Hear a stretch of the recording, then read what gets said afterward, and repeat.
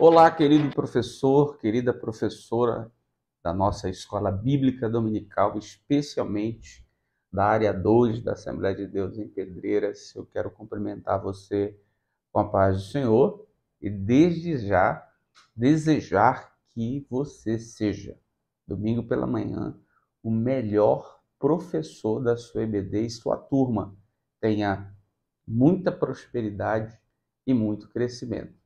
Quero ser também um instrumento para lhe ajudar nesse processo de prosperidade divina sobre a sua turma, compartilhando contigo a partir de agora algumas informações importantes sobre a lição de número 5, a dessacralização da vida no ventre materno. A título de orientação de língua portuguesa, o termo dessacralização significa desconstruir sacralidade, desconstruir aquilo ou o conceito do que é sagrado. E é claro, especificamente, para a nossa lição, a vida, que é a palavra-chave deste domingo. Vida apresentada pelos moldes, pelo prisma, pela maneira de ver bíblica, fazendo, é claro, um contraponto considerável à maneira de ver ideológico progressista, que atenta, que ataca a vida, especialmente no ventre materno. Num primeiro momento, querido professor, ainda na nossa introdução, eu julgo necessário você fazer a seguinte consideração: a da relação entre a lição de número 5 e a lição de número 4. Isto é muito importante, porque além de passar para o aluno a ideia de que, de maneira lógica, se está avançando num currículo para se chegar a um objetivo pedagógico, se tem também a necessidade de fazer a conexão lógica entre as informações da lição passada e as informações desta lição. E especificamente se tratando da lição de número 4 e da lição de número 5, nós temos que, na lição de número 4, que é a valorização da criatura em detrimento do Criador, consequências morais e éticas dessa mudança do que eu chamo de polo de autoridade, em que aquele que está embaixo, a criatura, toma o lugar do Criador e o Criador vem para baixo, mudando a realidade conservadora bíblica em que o Criador está em cima e a criatura embaixo. A consequência dessa mudança de polo de autoridade, inclusive demonstrada na lição passada, uma espécie de panorama da construção da filosofia que protagoniza a valorização do homem, tem como consequências comportamentos éticos e morais que divergem, são diferentes daquilo que aponta o conceito de comportamento bíblico. Na lição de número 5, há uma espécie de avanço de prejuízo por conta dessa mudança de polo de autoridade. E esse crescimento, esse avanço de prejuízo atenta contra a vida, ou seja, o prejuízo não é mais subjetivo, ético, moral, mas mais prático e fatal, porque apresenta uma variedade de métodos que atentam contra a vida para fazer, portanto, um contraponto a essa crescente consequência prejudicial da ideologia progressista. Nós precisamos ter informações bíblicas, porque a Bíblia é a fonte da ideia de que a vida é sagrada. Então, querido professor, professora, nesse primeiro ponto, faça essa conexão. Lembre-se da aula passada e faça a conexão com o que será abordado na aula do próximo domingo, na próxima lição. O nosso primeiro ponto tem como tema a concepção de Cristo. E aí ele é constituído, o ponto, de 3 subpontos, de 3 seções. Primeira seção, primeiro subponto, o anúncio do nascimento. Segundo subponto, segunda seção, a miraculosa concepção. E aí, querido professor, faça a consideração de que o milagre está aqui.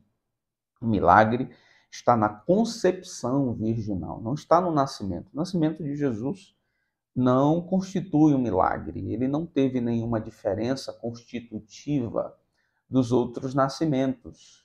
Mas a concepção, sim, porque Maria não teve contato com sêmen humano, não teve, portanto, o processo biológico comum, mas uma intervenção pelo Espírito, uma intervenção espiritual, miraculosa.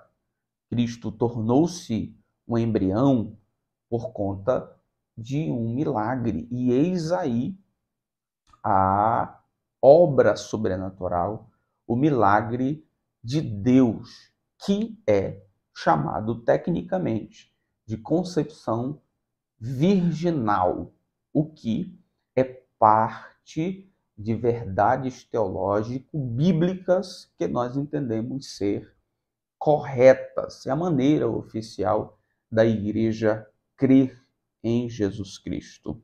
E o terceiro subponto, a terceira etapa, é a bênção do nascimento, que, é claro, dá ênfase, eu diria, à importância que Deus dá à maternidade.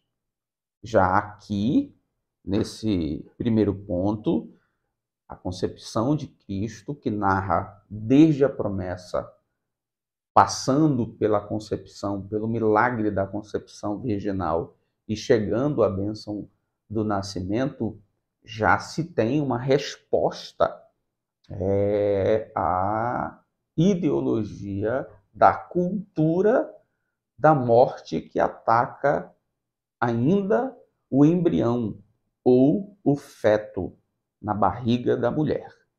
Porque se tem essa cultura da morte, entre outras coisas, porque se tem uma ideia pervertida, adulterada da maternidade. Nós veremos que em alguns grupos mais extremistas da ala feminista, que compra esse ideário progressista para um universo supostamente de defesa do direito e do corpo das mulheres, que a maternidade é apresentada como uma espécie de fraqueza, de doença, em que se compara a mulher como um animal, e a mulher precisa reaver a sua dignidade, porque não é um animal reprodutor como se propaga, se prega, se apresenta no cristianismo fundamentalista, patriarcal, segundo eles dizem. Mas esse terceiro subponto se tem já, assim, uma espécie de apresentação por alto, que nós costumamos chamar de pincelada,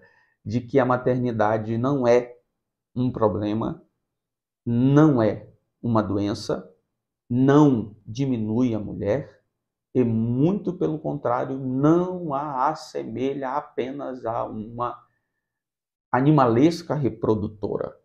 Muito pelo contrário, é uma bênção de Deus, é uma recompensa divina, é uma obra de Deus das mais incríveis e admiradas, inclusive cientificamente.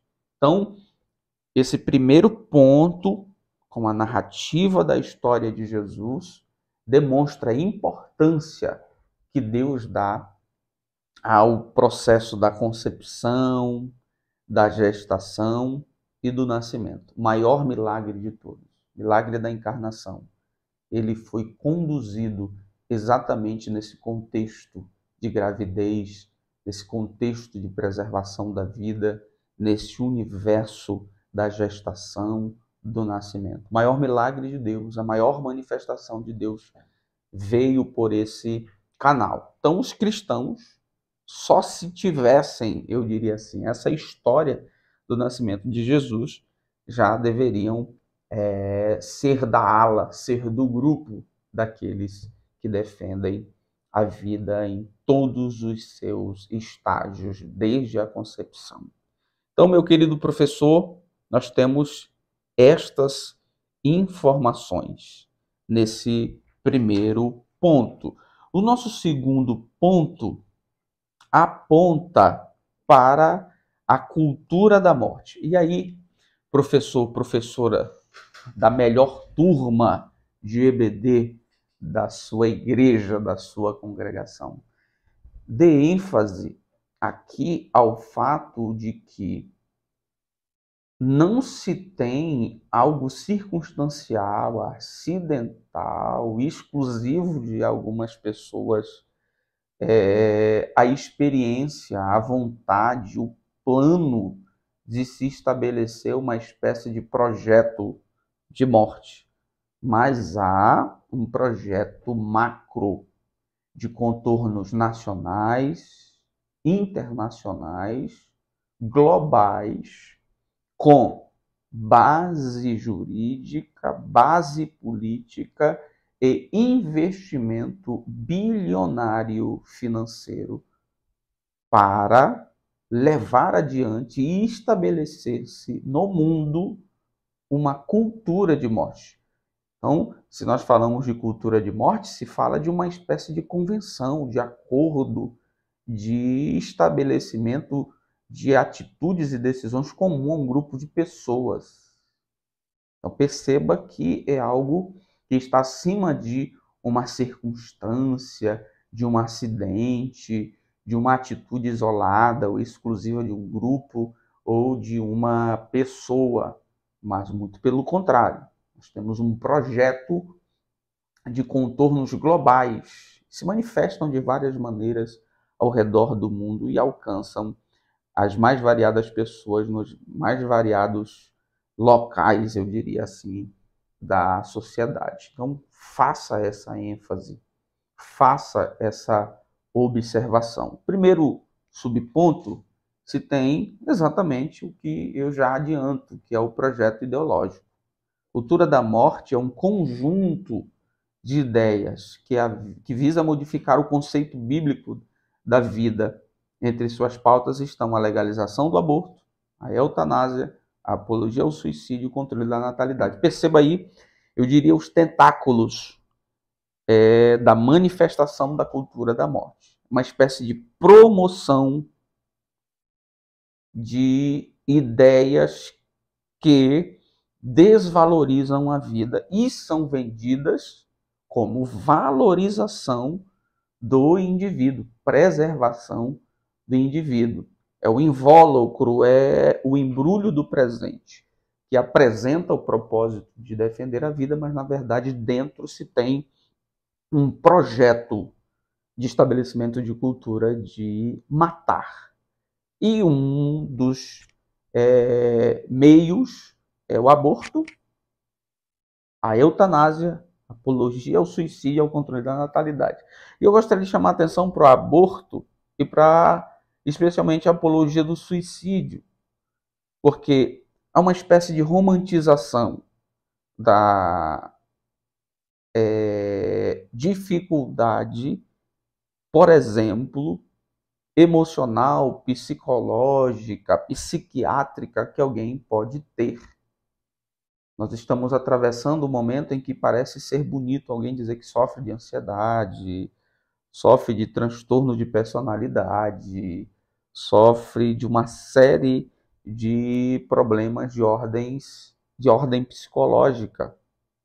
E passa-se a tratar como herói, como se fosse assim, num contexto épico, a morte dos que se suicidam. Eu sei que há sentimentos envolvidos, mas nós estamos às margens, eu diria assim, de uma espécie de romantização. Parece ser bonito ter algum problema emocional, algum distúrbio mental, e parece ser o auge da existência se suicidar. Isso faz parte de um projeto. Isso faz parte de uma tentativa de estabelecimento da cultura da morte. E o aborto, nós já encaramos como um problema e no Brasil temos certa resistência ao longo do tempo, né? E aí o invólucro, o embrulho do presente do aborto é a defesa, a autoridade da mulher sobre o seu próprio corpo, dando-lhe a autoridade de matar.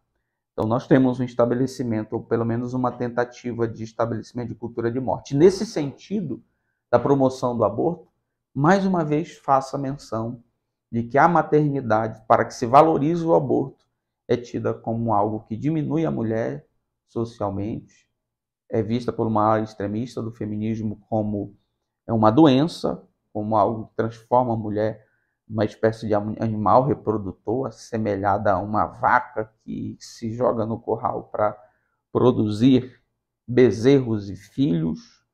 Percebam que há uma ideia ressignificada, desconstruída da bênção da maternidade. O segundo subponto é o direito sobre o corpo, que vem descaradamente com a frase meu corpo, minhas regras. Aí, querido professor, lembre-se e faça essa ênfase à sua turma do preceito bíblico, da concepção bíblica, da visão bíblica sobre o corpo, em que o corpo, nessa visão bíblica, não é mal, não é algo ruim, não é algo digno de ser destruído, danificado, mal administrado. Ao contrário disso, há pressupostos, há indicações, há orientações bíblicas que apontam para a preservação, para o cuidado, para a boa administração do corpo, para não pecar contra o corpo. Ou seja, o corpo na concepção cristã é diferente da concepção gnóstica. A concepção gnóstica diz que o corpo é a prisão da alma, é algo mal, de onde a alma precisa ser liberta. Na concepção cristã, não. Inclusive, Cristo veio em corpo, nós consagramos o nosso corpo, Deus cuida do nosso corpo, Deus habita no nosso corpo e Deus glorificará o nosso corpo. Mas a cultura da morte aponta para a ideia de que eu tenho uma autoridade sobre o meu corpo e, sob a ideia de meu corpo, minhas regras, eu tenho a liberdade de fazer o que eu quiser. Mas o interessante é que o que se faz orientado pela ideia de meu corpo e minhas regras é totalmente contra o corpo.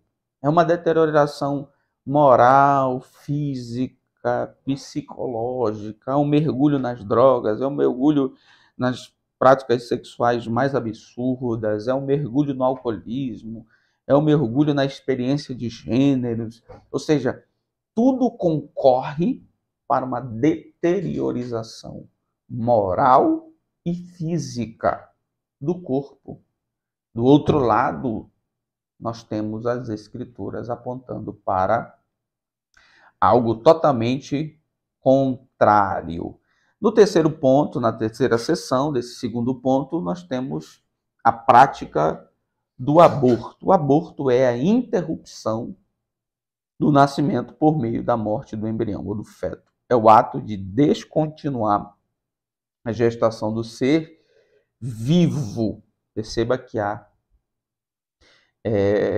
a inclusão do embrião e do feto, que há uma discussão, que o embrião ainda não é ou está sendo, não, mas do ponto de vista bíblico, embrião é vida.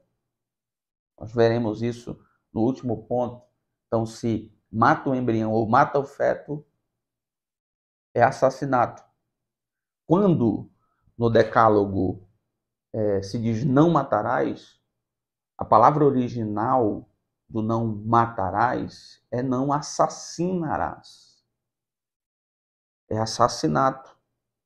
E se tem a ideia de que toda e qualquer retirada, por assim dizer, de vida é assassinato. Então se tem, portanto, uma proibição do assassinato nas Escrituras.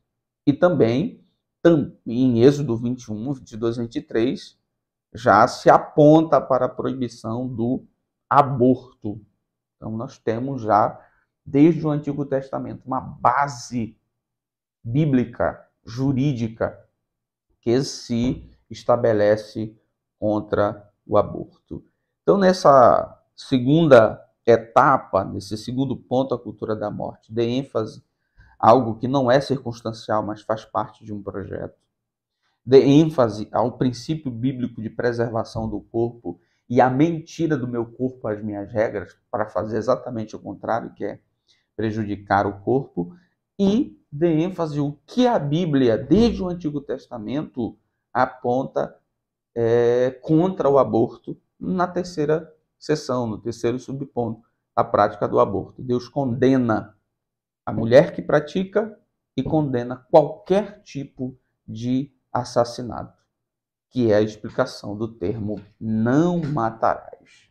E no terceiro ponto, nós temos, eu diria, a apresentação dessa ideia de que a vida é sagrada, da sacralidade da vida. Primeiro ponto, a vida é inviolável. Segundo ponto, o começo da vida. Terceiro ponto, a posição cristã. A vida humana é sagrada, pois ela é um ato criativo de Deus, o autor e a fonte originária do fôlego de vida. Então, a sacralidade da vida. A ideia de que a vida é algo sagrado está baseado na concepção cristã criacionista. Ou seja, Deus criou o homem e lhe deu o fôlego de vida. A vida é de Deus. Deus se reconhece como vida, Deus sustenta a vida. Portanto, a autoridade sobre a vida, por ser Ele o Criador, o sustentador e o preservador da vida, é de Deus e não do homem. Mas nós temos o problema de mudanças de polo de autoridade. Mas na concepção bíblica, em que a autoridade continua sendo de Deus, e nós continuamos criaturas submissas à vontade de Deus, porque fomos criados por Ele, isso é uma visão antropológica bíblica, a autoridade da vida está nas mãos de Deus. Então, a sacralidade e a ideia de que a vida é inviolável parte desse princípio. Foi Deus que criou e Ele detém a autoridade sobre a vida. Segundo subponto, o começo da vida. As Escrituras são incisivas ao afirmarem o início da vida desde a concepção. Ou seja, desde que exista o embrião. E aí nós temos o exemplo de Jeremias e seu chamado. Chamei desde o ventre. O rei Davi corrobora que a pessoa é conhecida e cuidada pelo Senhor desde a concepção, ainda informe, Salmo de número 39. Deus é quem forma o ser vivo dentro do ventre da mãe. Ainda o salmista afirma que Deus vê o embrião ainda informe e o ama em todos os processos formativos da vida intrauterina, ou seja, dentro do útero. Deus não é apenas aquele que é o autor da vida lá no ato criativo, mas ele continua formando, fazendo, desde o embrião, a formação da vida no ventre. Deus acompanha. Imagina um homem se intrometendo nessa obra de Deus e tirando, desconstruindo, matando uma obra que Deus está fazendo. Então, o começo da vida, com os testemunhos de Jeremias, de Davi, que apresentam uma relação de Deus com o embrião, com o feto em formação, ainda antes do ventre, apontam também para a sacralidade na vida intrauterina. Dentro do útero, Deus teve relações, teve comunhão, manifestou chamado, se manifestou, no caso de Jesus e João Batista, Jesus no ventre de Maria e João Batista no ventre de Isabel, eles foram cheios, se mexeram, corresponderam à ação do Espírito dentro do ventre. A vida é inviolável e precisa ser preservada. Terceiro e último subponto, a igreja que mantém o princípio teológico da autoridade bíblica defende a dignidade humana e a inviolabilidade da vida desde a sua concepção. Ensina que a vida humana é sagrada em todas as etapas do desenvolvimento da vida e que não pode ser violada em nenhum tipo de cultura. Ou seja, a nossa ideia, a nossa cultura de respeito à dignidade da vida e inviolabilidade da vida se assenta, se estabelece, é formada sobre uma base, que é a autoridade bíblica.